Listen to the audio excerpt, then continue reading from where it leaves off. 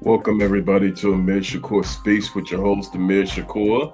That's me, and tonight we're doing a special broadcast. Great broadcast, but a special broadcast. Tonight we're going over the election results in a big dynamic way. So I definitely want to just take the next 30 to 45 minutes to see where we're at and when the polls are closing and, what's going on. Illinois is a big night for Illinois. So today we're not just talking about change. We're talking about the blueprint that what America's built on, right? So, there's a lot of folks who have had a vested interest in this election and they feel like they've had a specific blueprint. So we'll see if, it's the moment of truth. And, a lot of folks who have stood on the front lines and they fought the fought and fought a good fight. They fought it. They fought it. I'm not sure about everybody, but, I do commend the folks who definitely did their best. And I say the best way to predict the future is to create it, right? So for the next 30 to 45 minutes, we're gonna look at the stove. We're gonna look at the stats. We're gonna look at everything. We're gonna look at the polls. Kind of see where we're at. So with that being said, I'd like to welcome you to Amir Shakur Speaks, broadcasting from the wonderful ABS Communication Studios in beautiful South Chicago. And I'm going to bring you the best of faith, politics, and economics, all done from an inspirational perspective. And that includes special edition news like we've had tonight. So if you haven't done so, please like and subscribe. And tonight's show is again, it's about politics. We're sponsored by the ASN and the Amir Shakur News Network, right? That's my network. And, I'm getting there. I'm getting there. Pray for me. The Chicago Urban Daily also. So just remember, let's stand up to speak out and let's go ahead and really get into it. So thank you for the viewers. I always got to welcome you guys, Canada, the UK, across the country. And like I said, tonight is a big night for Illinois. So we're going to look at some of the results and we're going to see where we're at. And for those who have joined me in the past, remember, you can always go into the chat and say hello and, join our communications team and some of our folks in the chat room. Got a VIP, Brian Wade, who I haven't seen in a while. Kudos to you, Brian. Thanks for joining us. And, I think the perspective is coming from someone who has been on the front lines and kind of took more of a reporter or a community reporter. I am a journalist, but I kind of took that backseat this time. And I cannot say that I haven't been a strategist in elections past. I can't say that I have not had training with politics and the political campaigns, but at this point in time, I think I'm in a safe zone. So appreciate y'all. Appreciate y'all. So with that being said, the major primary this week is the Illinois primary, and it ends today, and it's a massive, massive, massive, massive day for voters. And we got some high-profile races today. Did I tell you that it's a massive day for voters? So we're going to say that again. We got the U.S. Senate candidates, which are vying to replace Senator Dick Durbin for governor. We've got and the incumbent J.B. Pritzker, who is running unopposed on the Democratic side, but he's running in November against, he definitely has some challenges coming ahead, some Republican candidates who did their primaries for governor of Illinois. So, Cook County has some key races. And we're going to talk a little bit about those. And like I said, I've been saying all 17 congressional Illinois seats are up for nomination, so we're going to look at those as well.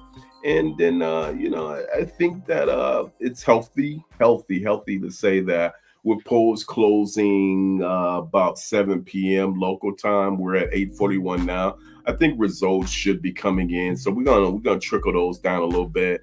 And some of my earlier predictions and where I'm at with the Illinois. Let me pull up there we go. Illinois results, right? So, this election cycle is particularly significant because we got these high profile retirements, Senator Durbin, somebody who I've met and talked to in the past, and he's been up in DC for quite a while.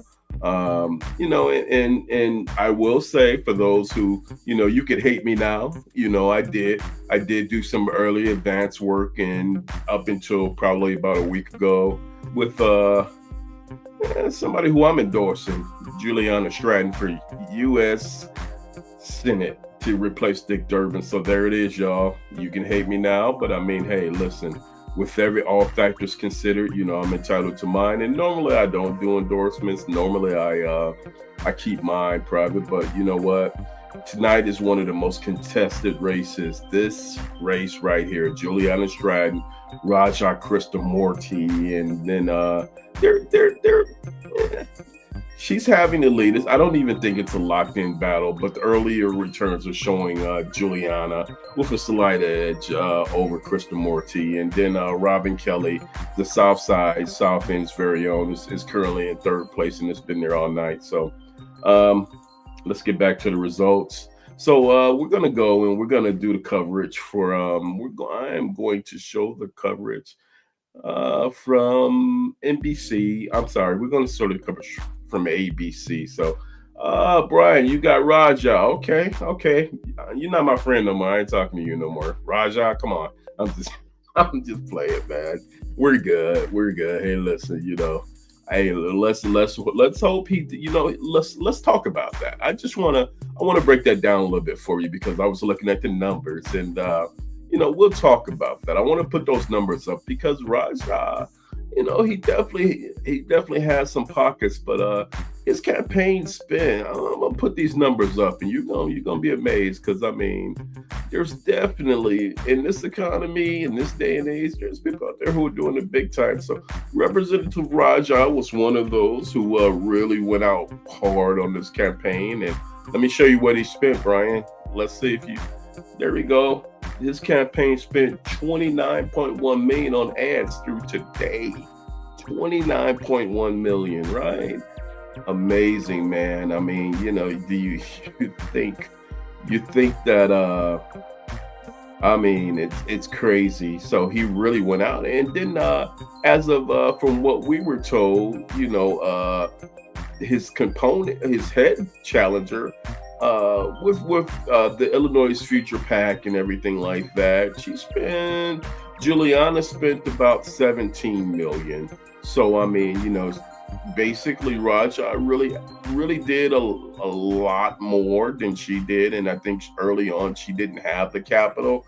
But with her being close to the governor, who is a multi-millionaire philanthropist, I think that it kind of made a balance, and then with their super PAC. So there is that campaign from Stratton, 1.1 million, and let me change paces here, 1.1 million, and again that boost from the super PAC gave her 14.9 million. 14.9 million. And if I didn't tell you, I'm proud of this. I'm going to show you again. For those who you can hate me now, but Juliana for U.S. Senator. And if I wasn't broadcasting tonight, live streaming, I would definitely have been at the campaign. But I think what I'm doing is, where I need to be. So, we'll worry about the after effects. So let me remove that. And I will say that let's go to the polls. Let's talk a little bit about some of these contested races. And I appreciate y'all listening in and chiming in. But we got a lot of ground to cover tonight, and let's see where we're at. I'm again, if you're watching or if you're not, we can go ahead and share some of these earlier results and just give me you guys feedback. So give me 1 second, and then I'm gonna pull up my live stream that I'm getting a lot of my trusted feedback from the ABC team, and I appreciate them as well for allowing me to do what I'm doing here. And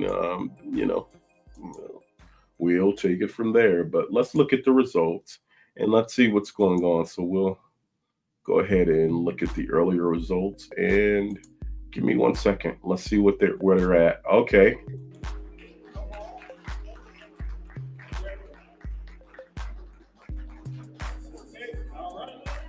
All right. So here we are. So we have LaShawn Ford.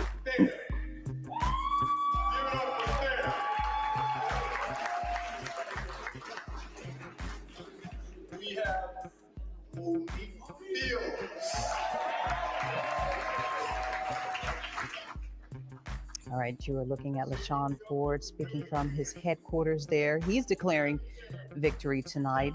We showed you the numbers, about a 3% difference between Melissa Conyers-Irvin at this point, but nothing official at this point. He was thanking his volunteers. Very important because you don't get anywhere without the volunteers. No. They make it all happen for you. Or the support. You saw Chris Welch there, as well as Congressman Danny Davis. So almost 90% of precincts are in this one. LaShawn Ford with 23%. They're holding just over 19,000 votes in the 7th district. Robbie's over at our big board. Have we named this thing yet? Big board, big screen, touch screen, the Robbie Baytrol screen. Big Board. Yeah, we got to come up with a name for Yeah, this the thing, Baytrol Robbie. Big Board. I don't know. So let me say this, y'all. Let me go back and say this. Okay, and as we're looking at these results, I'm going to go back and let's go back and get out of the big board. And right now, as you see, I'm going to pause this, but Juliana's at 39.1, Raja is at 33.4, and Robin is at 19.2. roughly 70% of the vote is coming in right now. So, I think Ramona, let's say Brother Sidney is definitely, we appreciate him running a good race, and definitely y'all feedback is great. But the establishment, Brian says, the establishment versus freshman government, the race is about bringing a new look to a federal government to clean corruption, like what's going on in Thorne Township. Yeah, Brian, I'm in agreement with you, and I think that the political leadership here that we're seeing, especially in the Southland of Chicago, some of the communities, Thorne Township, some of these communities leave a lot to be desired. But, Ramona says she misses you, Brian. Hey, you guys get off my show and take that somewhere else. What's wrong with you? Hey, listen, let's look at some of these other races, and you may not be able to see it, but I'll read it to you. So right now, U.S. Senate, the Republican primary for U.S. Senate, there were two Republican challengers, Don Tracy and Jeannie Adams. we won't, we'll worry about those a little bit later on. And so for the folks in the Republican, by the way, this one is major. This is the second congressional district. Looks like Don and Miller has a 41% lead over Jesse Jackson Jr., who has 29% of the vote. Now, when you're talking about 41% versus 29, with let's see what the total is as of 3 minutes ago. The total, yeah, so you're looking at about 64% of the vote right now that's coming in. So right now we're looking at Jesse. I'm sorry. Now we're really looking at Don and Miller at this point. If it's 67%, and another 10% more, and there's no way that Junior could come back unless through some act of motion of God. So I think at this point we can't really call it, but or we won't call it. But I mean, the writing may be on the wall for congressional second district for the Democratic Party. Some more races that are highly contested. What races did you guys want to know about? In the U.S. 7th District, obviously, LaShawn Ford has called it, with 88% of the votes. That, I don't know why he called it, but I mean, it's 23 to 20% with 88%.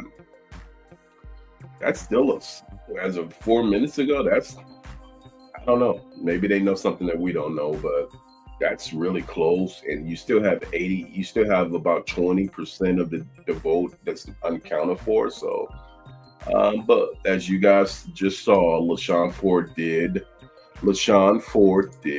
declare his victory. So, let's look at the some of the congressional districts like the 17th, and I think that there's a lot of movement going on right now. Okay, this is one for the state house, 4th district, 89%. So Lillian Jimenez with 89% of the vote, 82% of the vote called. So it's safe to say that in the 4th district Democratic Party for state house, she's won. So if anyone knows Lillian, I guess you guys can celebrate wherever you're at. I'm going through some. Oh, this one is a good one. Somebody who I know very well. This is the 34th District State House. The candidate right now with 84% with a 59% lead is Cleopatra Crowley. She is she's there. I mean, 60% of the vote. Let me post this up. I just want to post this up for you guys, but Cleopatra Crowley with 60% of the vote. I'll go back to second district. I did call that. Right now, it looks like again. I'm sorry, I didn't call it. Let's find it. Second district. Second district right now. Well, I'm looking for that. Here's another one. Tony Prepwinkle, 68% of the vote versus Brandon Riley. So at this point, with 91% of the vote, it looks like Miss Prepwinkle has been reelected. So there's another victory celebration going on right now. Obviously, and Miss Prepwinkle is Tony Prepwinkle is an entrenched incumbent. So I don't think that there was a lot of momentum going on there. I am going back to the second district for you guys, but let me post this one.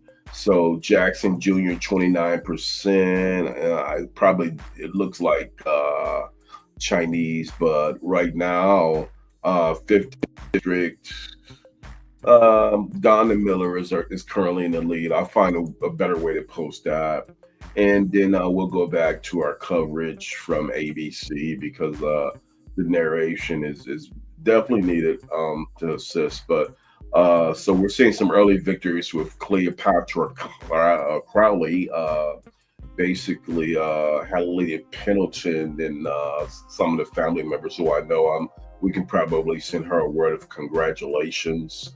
I'm still looking for second district. So if anyone gets those results before me, you might be a little bit quicker. Let me know. I will say one thing. When it comes to this particular primary, uh, yeah, McCaskill versus Bryan. Watching the Cook County Commissioner seat controversy in that area was McCaskill versus Belcher. Let's definitely continue watching that one and see, and we will go ahead and post those results momentarily. But I will say that the second district is really where here we go. We're coming up on it. So second district again, I told you, with 41% at this point, with 66% is Don and Miller with 66%. I'm not sure if Mr. Jackson will be able to make that up. So excuse me, late stage, not early stage, we're looking at Don and Miller. Let's go ahead and get to the congressional.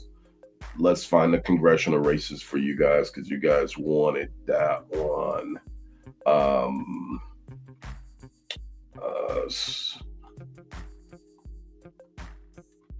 and while I'm doing that, I will say two things too with you guys.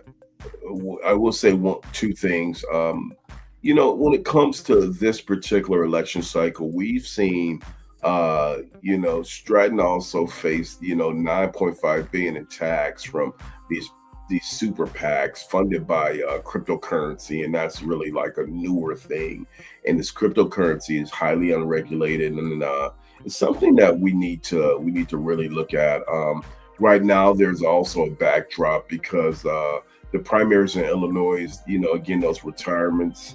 I just want to, emphasize that, like Dick Durbin and some of the folks who are leaving have had seats for likely of 30 years. So these are highly, highly, highly, highly well entrenched incumbents who have been there for many, many years. And the backdrop right now is there's a lot going on in America. There's a lot going on in the country, and the big debate too. Let's not forget the debate is on President Donald Trump sweeping elections bills, his his immigration reform bills, and we're fighting against that. It's a lot of the primaries, a lot of the campaigns. That was a core in where they're at. The fight against on the ground against Donald Trump. So watch that very closely because Mr. Trump feels like if he's if the Senate and the House change, definitely he'll be impeached. Which I feel the same way without a doubt, and I'm definitely waiting for that. One big key dynamic in this primary has been the presence of the three brand new super PACs that we were seeing, and again, these cryptocurrencies. I think that it has to be regulated, but unfortunately, it hasn't been regulated. So, we're talking about money like we've never seen that's being spent in these primaries. So, I'm gonna go back. Let's go back and let's pull up the coverage and let's see what they're talking about. And I'll regress for right now. Let's go back to ABC. She knows how to get the vote out. She knows how to pull the levers of power, and she showed that tonight. That's why it was so lopsided. Well, it was a stunning victory there, and it was her birthday, so it will be a day that she'll never forget. And that's a great point too, because Riley also tried to he didn't come out and say it directly, but he tried to say she stayed on too long. She needs to move on. She's too old, and obviously that one didn't work either. Well, she's been able to stay out of the controversy that has gone on in the Democrat Party for so many years with Mike Madigan and all the other federal corruption we've seen. And she didn't get tied into that. So I think that she's kept an arm's length from certain people, certain issues, and politically, she did a good job with that. Fifth term. Yeah, right. Term we heard from Jesse Jackson Jr. earlier. Now I believe Donna Miller is speaking. We're going to listen if we can get that. Shortly she is going to speak. There is the campaign headquarters for her. This race was her husband was decided. Well, early, I mean, it's been some time here. This one we thought might be will go a little bit longer, but she was declared the winner probably about 30 minutes ago here. Yeah, he's a dentist, and Hmm. he's always in her corner. If you see her, you see him. They make a team. This is a team effort for them as well. He's held office He has, as yeah. well. Sure. So tonight, this is the beginning of a new chapter for this family, and all the things they plan to do. Her ads seemingly effective. She listed things she wanted to do. They weren't the kind of ads that a lot of the ones that are on TV. These were more about her. What I'm going to do for you if you vote for me, and that must have been effective for her campaign. Clearly, yeah, right. It was an effective strategy for her. So it Well, does I think look she like really Donna appealed Miller to the women's is vote as the well. As I mentioned is earlier, the she was very choice Planned for second Parenthood Yes. district. for many years, and I think she really played into that. And family, health care, those were some of the issues that she talked No, I about. think she ran a very disciplined campaign from what I saw Okay. from the outside. I've known David Miller for a number of years, and I'm Mm. happy for both of them. But she didn't get too much into the dirt with Jesse from his past. And I Hmm. think that she took the high road for the most part, talked about who she is, what she's done, and that appealed. And I think a lot of people have said enough. They've seen enough of Mhm. Jesse. They wish him well with what he's doing the rest of his life. But I think I want to come back and ask you guys who are watching, what do you feel, what do you think about the Jesse Jackson Jr. saga legacy? I think that they played their cards wrong. I think that the issue with Junior was, I mean, I don't know who was running this campaign. I know they went out early and they were doing things, and I mean, he had a big advantage, but I think that what really happened was when he made the statement about the president versus his father, and they spoke at the dad's funeral, Jesse Senior's funeral, and the family came out led by first by Jackson, led by Jesse Jr. I think it put a bad taste in people's mouth and it reminded people of who he was. I just don't think it was smart from a political strategist standpoint for him to do that. And I don't know how you guys feel about it, but I mean, from watching that from the standpoint of where we're at, it just was a smart strat. You know, it really cost him the election at this point. So the fifth district, I will go ahead and let's review the results. But with at this point, it looks like Jesse Jr. Is out, is out. So no big. I don't know if that's a big surprise, but I don't believe it is. Um, Let me check one thing here.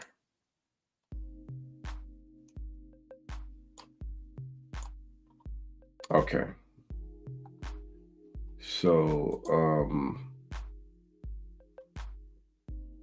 so fifth district is what I'm looking for.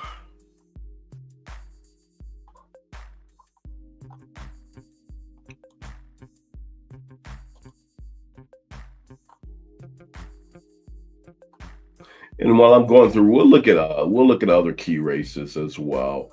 I don't. I'm not sure if all of the results should be up. It's just I have to navigate through their page to really pull it up. If not, then I should have had a second source. So that's what I'll do. But going back, the big news right now is the second district is Donna Miller.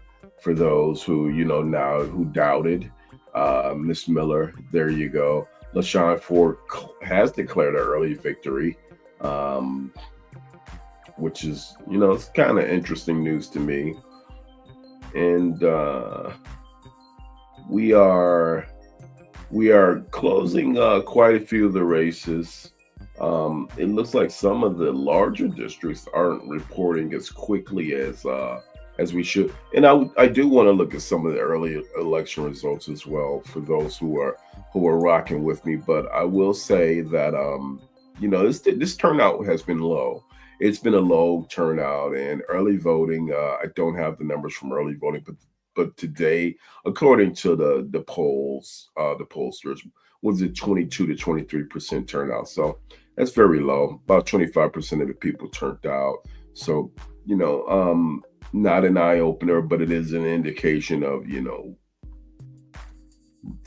It is an off season, even though these key party elections, including the gubernatorial election, were here. But the turnout was low, 22%, and that was as of like 6 p.m. So it might be slightly higher, but the senior 65 and up, we're really running our primary in there. They've been the winners of the hour. So it's what we know from a standpoint of political uh strategy. That the seniors are going to be the ones who hit it hard. Rain, snow, they're going to be there. They're going to be there.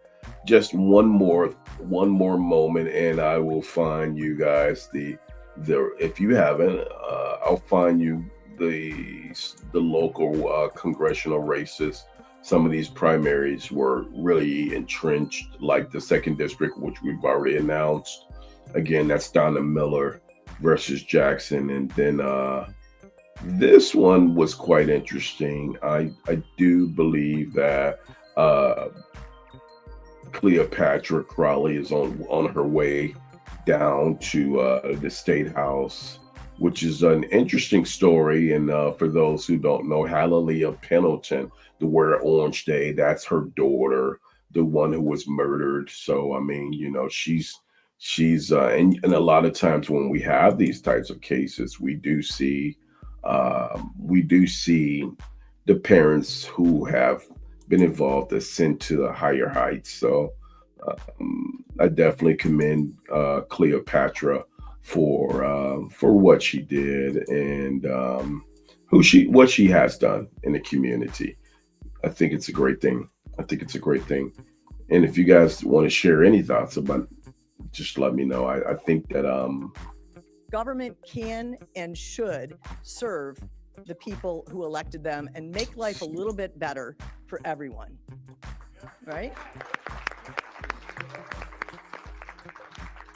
Under Speaker Pelosi's leadership, we prove that when Democrats hold the majority, we deliver. And tonight, we're one step closer to returning to that reality, and I look forward to working with leader Hakeem Jeffries to build on that progress and make history again.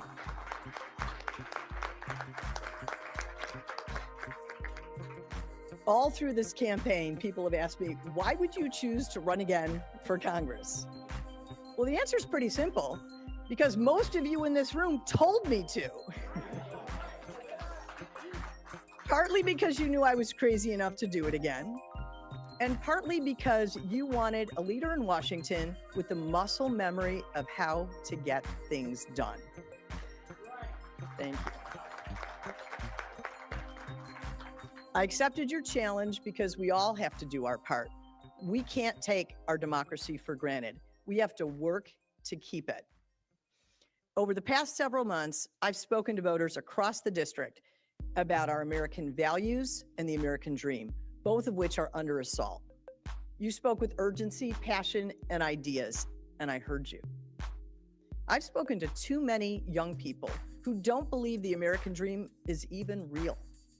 You've told me you don't feel hopeful about your future. Will you ever pay down your college debt? Will you ever move out of your parents' homes? Will you ever be able to afford health care? Are we the people okay with that? So guys, let's say the person who's talking now is Melissa Bean, and Melissa is an incumbent. She's been in office for a while now, so it's really no surprise about her. Let's just go back and watch a little bit more of the ABC coverage. Illinois.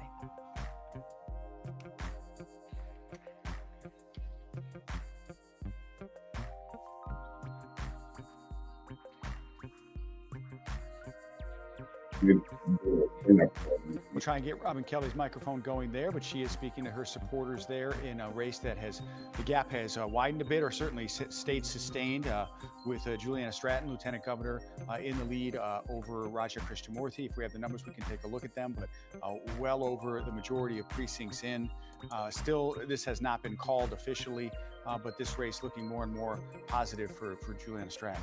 Earlier tonight, Robin Kelly was talking about how much money was spent in this race for U.S. Senate here in the state of Illinois. As we look, 61% The precincts reporting at this hour. Juliana Stratton with 39% of the vote. Raja Krishnamurthy coming in behind her in second with 34%. Robin Kelly with a strong 19%, and Kevin Ryan with 5%.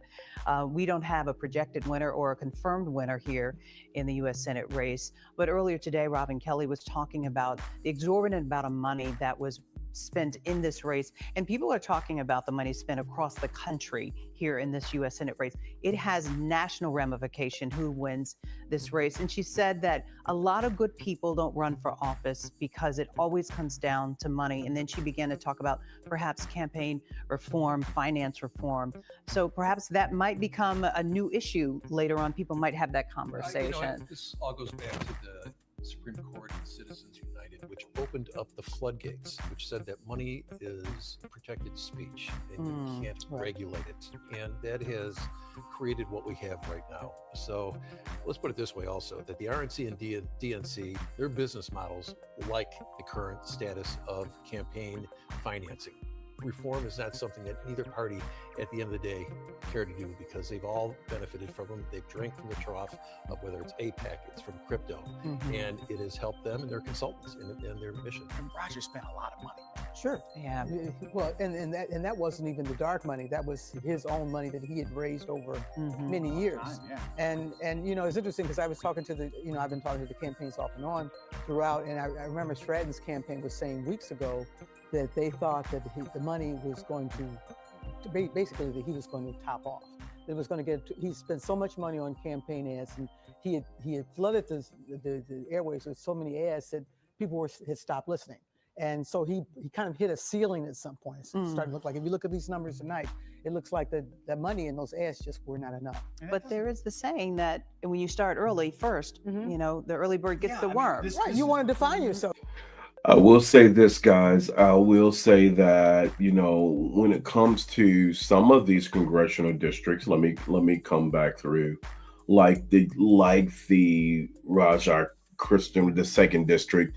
A lot of times the ads, especially now, are driven not by the community that's watching it, because sometimes, especially if it's YouTube ads, especially as nobody's really watching primetime as much as, we might think that they are these days. And a lot of folks are stream driven. So, media, TV is stream driven. So you got to be careful. If you're going to spend $30 million, you really need to watch those dollars carefully to make sure that people are not turning out.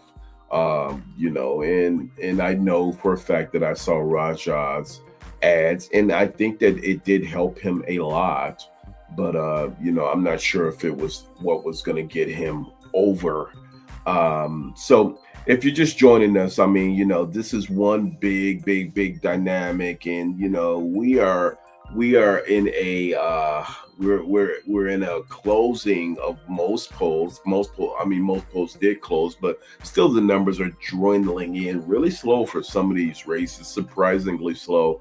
But the big key dynamic that folks were talking about, and that the reports have shown is this presence of these super PACs. And you're spending $30 million on ads in a congressional, a U.S. senatorial, which, it's warranted, but then, is it really? Because 30 million, there were presidential races back in the day that, with 3/4, you were right there. So I don't know where we're going with this stuff, but,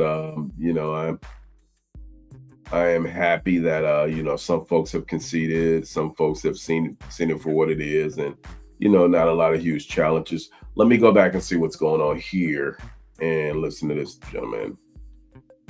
Mary. Oh, that's Delmar. Okay, that's his lieutenant governor, Aaron Delmar, who was a large part of that campaign, especially here in Chicago. But we're going to watch here as some of the family members come out. And we've talked about this difficult, unimaginable last year for this Bailey family. We had to pause and recognize that for some time, losing so many family members, and what a moment for their family tonight. Right. And it's interesting too, yesterday we have been talking about, let's take a listen in and we'll talk about it on the other side of his comments. Man, isn't this a great feeling, baby? Let's go. The energy, the people, the power of this movement. All the hard working, door knocking, the petition gathering, the meet and greets, the lawn signs, the phone calls, and oh yeah, the social media wars, right? The first fight has been won, but make no mistake, we are just getting warmed up. So, guys, what you're looking at right now is the challenger for our governor, J.B. Pritzker. This is the Republican challenger, and I guess he's declaring victory. Aaron Del Mar, candidate for lieutenant governor. Okay, so not for the governor. So he's definitely with Darren Bailey. Darren Bailey would be the challenger, the Republican challenger for Governor Pritzker. So it looks like November we'll see Darren versus Pritzker, Bailey versus Pritzker, and that might be something. Without being said, both men have a lot of finances, kind of well held, and I think the Republicans will challenge this to a greater or lesser degree. I'm gonna back off of this a little bit. I will say a couple of things, and I definitely think it should be said that we saw in a lot of these races, a lot of folks were attaching themselves to not even PACs, organizations and structures, especially in the Southland. And what I will say is that's never good policy when you are attaching yourselves to folks that react outside of public interest. So, when it comes to progressiveness, you never want to do that. I think that there's enough. I think that there's enough condescension, and I think that there's enough. I think there's enough going on in the federal side of the country to whereas we just don't need confusion even at a local. Yes, Donna Miller was declared the victor in the second district, just so you know. And at this point, yeah, Jesse Jr. won't be going anywhere at this point. And maybe it's time for Junior to just consider different options, right? So um, with the Belcher, McCaskill, I see. I see, Beth. You said you're leaving. What was the outcome on the ground with those folks? I'm gonna get off of this one, and then I'm gonna go to. I'm gonna see if I can pull up the results. But what's the early? What's the presence there? How was it? I see you guys were leaving early, so definitely like to know about that. When you get a chance, just text us back in or message us in the chat, please. Couple of key races so far that have declared LaShawn Ford, and I think Cleopatra Crowley. We also saw Donna Miller in second district, so that's engraved in stone. U.S. Senator, the State House, first district, second. What about let's look and see if we can pull up District 5. And yeah, I mean, if you guys have any advanced information as far as the feelings on the ground, please show or please come into the chat. You're welcome. Okay, so here's what Kiana Belcher conceded. So there it is, y'all. With looks like McCaskill is going to be your fifth district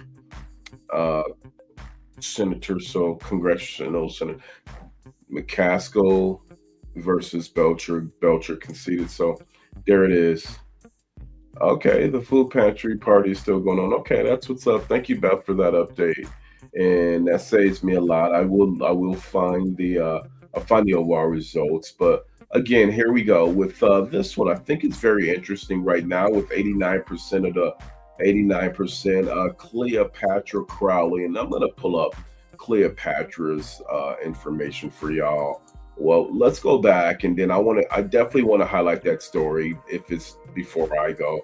And Crowley is definitely a friend of mine, so let's go back and let's go to the ABC coverage, and then I'll pull up some more key races. I believe right now ABC still has the lieutenant governor speaking, so let's go ahead and pull him back up. I mean, what is happening in the world today? Darren Bailey's wearing loafers, Aaron Delmar's wearing boots. What does this world come to?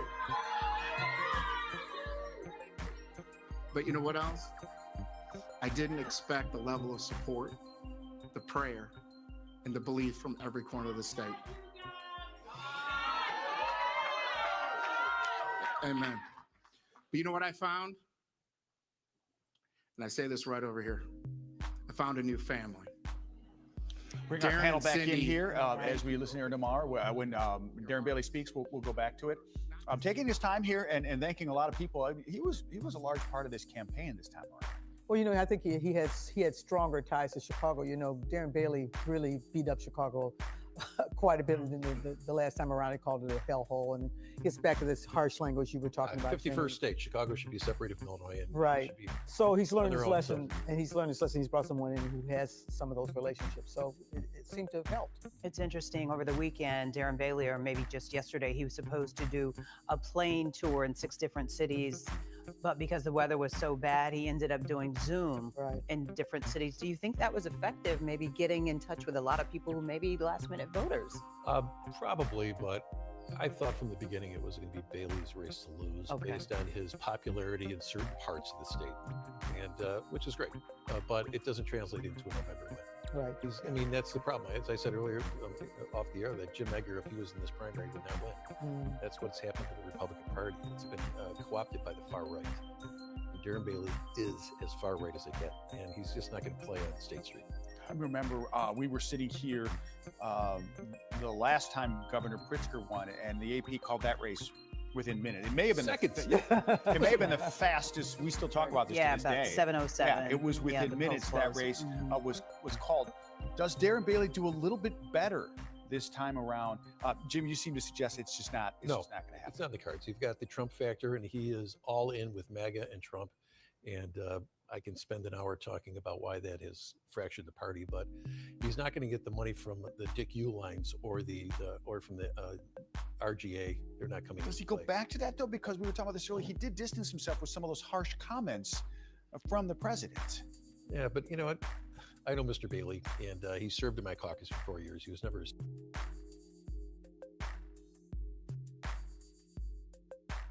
Let's get back. And thank you, Paul, for that input. So Paul said, I just got back home from a full day's election. Just my precinct in Lansing. Stephanie Whitman was tied with Napoleon. The only politician who brought donuts for the judges was Napoleon. Interesting.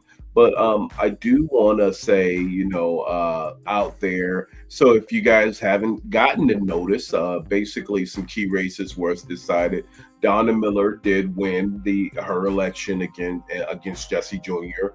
And there was a third party, Willie Preston, who, went out very, very hard. Another person who I know. So I think that at this point, very interesting race. Let me pull up this one, guys. And I just want you to see this particular. I want you to see this one. So let me remove this from the stage, and then we'll get back to ABC. And so this one, Cleopatra Crowley is someone who, if you guys didn't know, she basically also won, and her story is rather interesting. And the reason why it's interesting is because with her mission, and I apologize for the graphic being a little bit blurry. But Cleo she's a Chicago-based activist. She is a candidate, for the 34th district, as you can see. But she actually has won the election. It appears with majority of the votes come. She's definitely won the election, and she's her challenger was A.H. Carney, and her husband and I went to seminary. So somebody who I have some familiarity with. The seat was vacant following Nick Smith, Representative Nick Smith, and she received endorsements from the Chicago Tribune editorial board, the Illinois gun violence prevention pack. It's called the GPAC. So, that was huge. And Crowley again became a prominent national activist for gun violence prevention following the 2013 shooting of Hadley Pendleton, which was her daughter. And folks who helped out that campaign were Barack Obama, Michelle Obama, and some major folks. So she definitely had a lot of backing. So definitely wish the best of luck to Cleo, and I think she'll do well. I think she'll do well. So if you're just joining us, listen, I think that, we'll go back to the stage and we'll go ahead and remove that. And let's definitely see what where ABC is at. Looks like a lot of our key races have been resolved already, but I think we got a few more that we need to chew down on. So I'm going to look for some of the results, and then we'll let you are going to be the ABC take it on. As we said earlier, no matter what, it's a very blame difficult game. office to be able to manage and to try to make the case to the public that, what, I'm doing the best I can, but they don't levy, they assess, and there's all kinds of problems you have with vacancies in loop. And Right. You've got to figure out how you got to shift the burden a little bit. So 4 years from now, we may be having the same conversation about Hines if he should win, and he'll be on his way out. I want to start by thanking my dearest family, my wife Margaret, our daughters Sophie, Rita, and Bridget. Your love and support through this campaign has meant the world to me, especially during the dark days. You've kept me going. I also want to thank my amazing campaign staff, endorsers, volunteers, union, labor, community organizations, and voters. This victory belongs to all of them.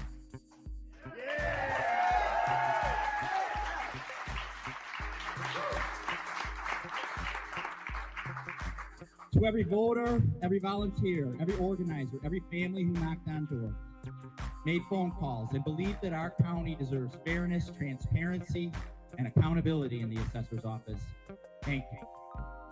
This campaign was powered by neighbors, community leaders, and residents who believed that Cook County government should work for everyone. It was also driven by the stories of the people I have met over the past 8 years, people who have felt the weight of an unfair system. People like Jan, a homeowner in Western Springs, Adrian, a small business owner in Summit, and so many others from North Lawndale, Northfield, Lakeview, Forest Park, Garfield Park, Chatham, Englewood, Lansing, and communities across the county. Tonight is not just about winning, it's about the responsibility that comes with it. The Cook County Assessor's Office plays a critical role in people's lives.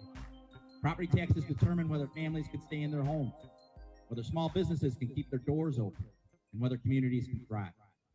The work ahead is about fairness and justice for those who have been harmed over the last 8 years. It is about ensuring assessments are accurate, transparent, and equitable in every neighborhood. For too long, too many people across Cook County have felt the system was confusing, unfair, and unjust. My commitment to you is simple. We will make property taxes more accurate, more equitable, and more transparent.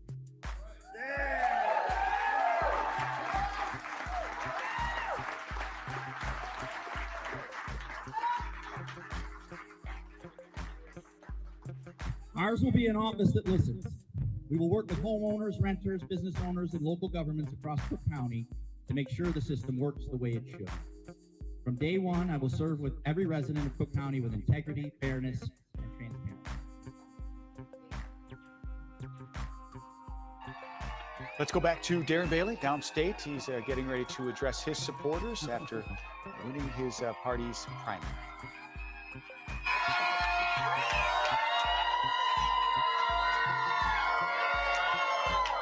All right, guys. Oh, God bless you. Let's not. Give me one Thank second. you. So this is Darren Bailey. He's going to be running against. He's going to be running the Republican challenger for Governor Pritzker. So let's listen to what he has to say. Tonight, but thank you. Hopefully it's worth it. Hopefully it's worth it.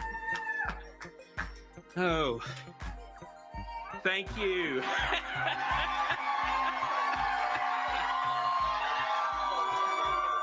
Best birthday ever.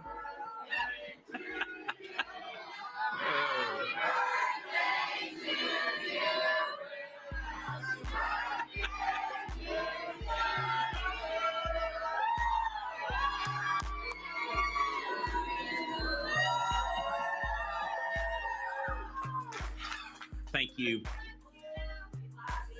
Well, I love you, and thank you. Thank you to the voters of this great state for placing your trust in this movement again.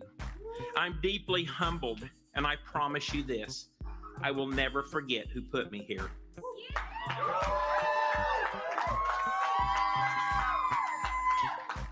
I want to begin by thanking my wife, Cindy.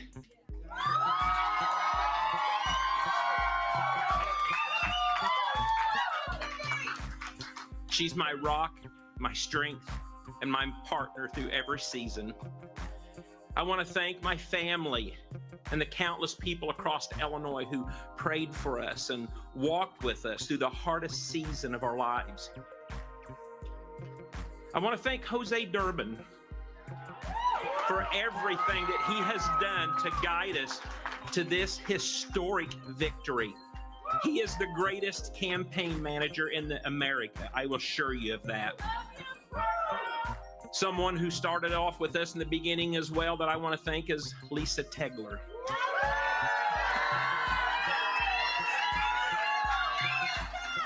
When it gets to the point, people come to me and say, hey, will you come here? And then I say, go talk to that lady right there. She gets it done. Thank you, Lisa. I want to recognize someone that I'm proud to run alongside, Aaron Del Mar.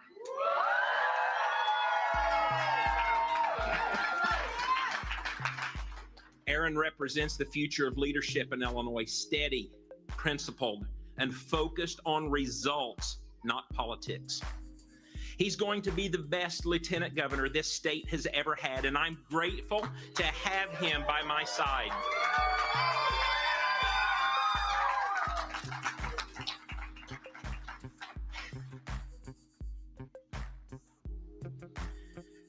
Over the last 6 months, my family has experienced unimaginable loss. Losing my son and his family, it changed me forever. It stripped away the noise and it clarified what truly matters. Faith, family, fighting for the people that God places in your care. And that clarity is why this moment matters. Illinois is hurting. Across this state, no matter where you live or who you voted for, people are feeling the same pressure. Families are working harder and falling further behind. Seniors are afraid to open their utility bills. Parents are wondering if their kids are going to be able to afford to stay in Illinois. And that struggle doesn't stop in county lines. To my friends in Chicago. So, guys, I'm just going to go ahead and turn that. I think that another key race, and, while it's cool, and we'll get back to him, but I definitely want to address this race. So we're still waiting on the results of the Harris race out of Thorne Township, and this is Senator Napoleon Harris, who was an American politician, football player. Let me mute that. I'm sorry, Totally. I apologize. We're waiting for that Harris race, and I think that it was one of the last key races. So currently, Senator Harris is the leader of Thorne Township. He's actually the supervisor. He's also an Illinois State Senator for the 15th district.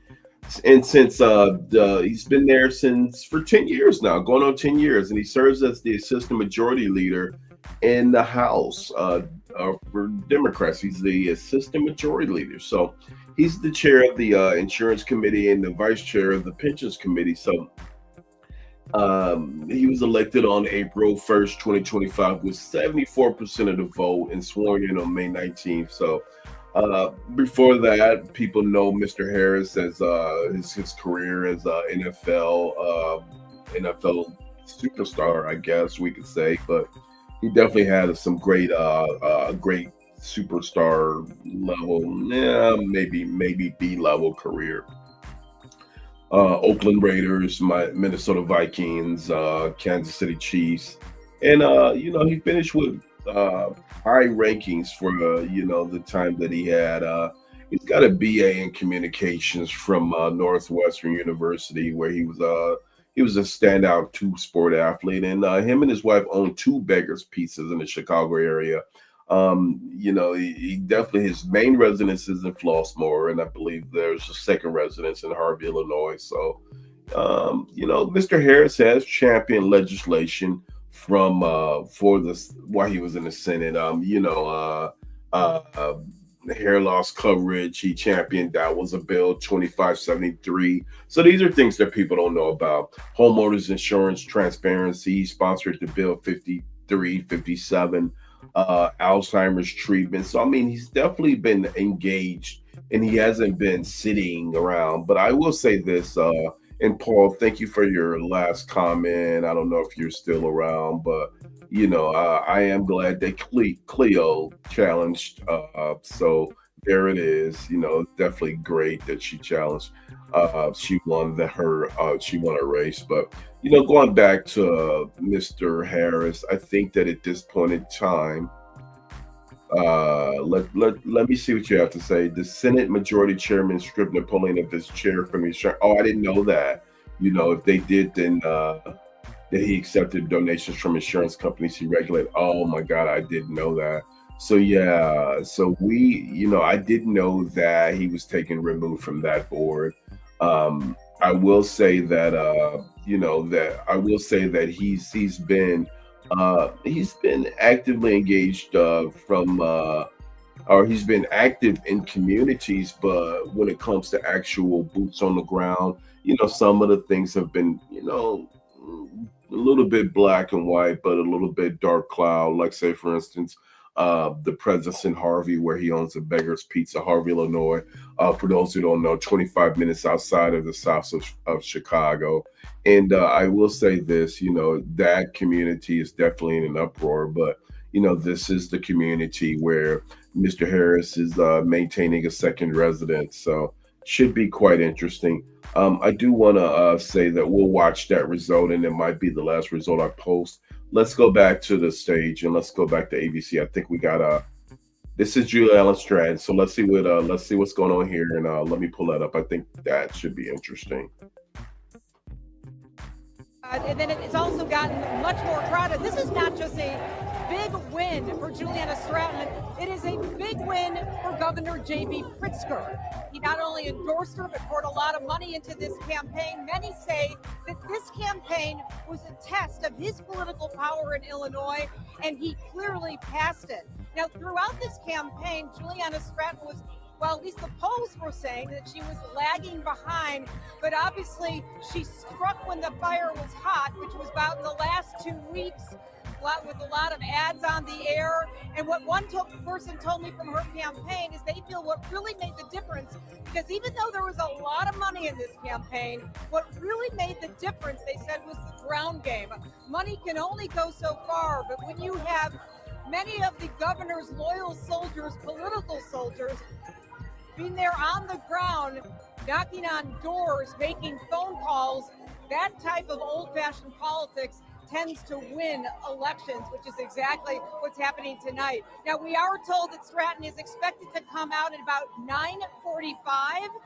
She was for a while waiting for a phone call from Raja Krishnamurthy, but now we do know that she has received that call. We do not know if Governor J.B. Pritzker will be here or not, although we are expecting him probably to be here. We haven't been told officially. But again, big win for the governor and, of course, Juliana Stratton. Live at Juliana Stratton's headquarters. Sarah Schulte, ABC 7 Eyewitness News. Back to you. Okay, Sarah, thank you. Wow, it's exciting there. So there it is. There it is. There is the story, y'all. Let me just pull this up again for those who did not know. Yay!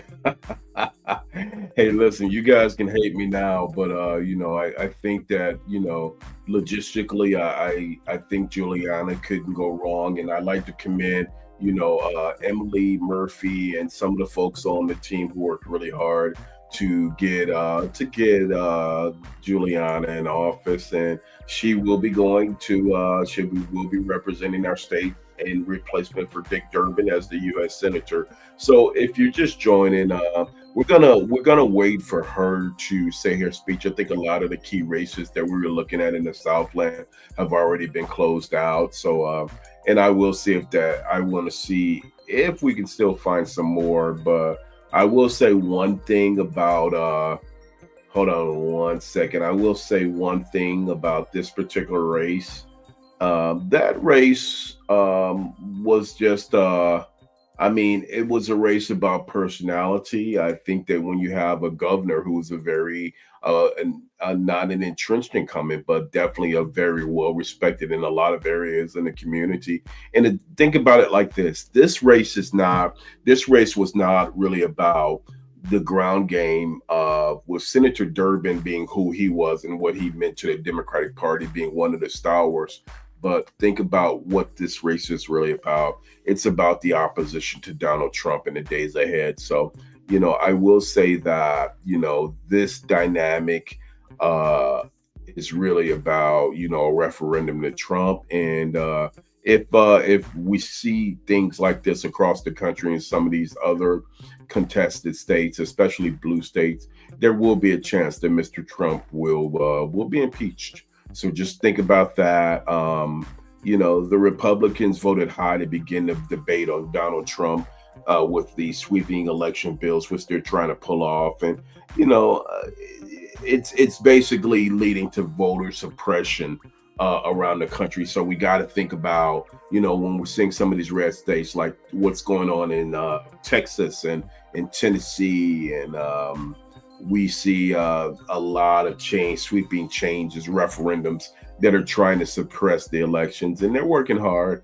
But I think that this is an indication. If this is an indication of where the country's going, then we can say this is one seat that we can depend upon. Juliana will represent.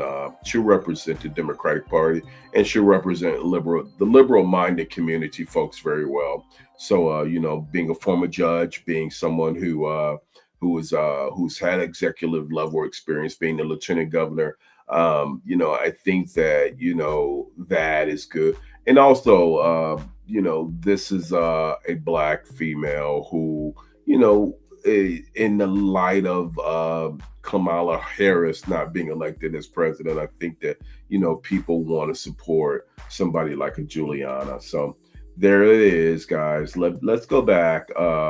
Let's go back, and then I will say that we can go over some of the other races. So Danny Davis retired, and Representative LaShawn Ford was the early leader, but I guess his campaign called it in to victory. So that race, I guess, is over with. I couldn't see. I'll go back and look at the stats.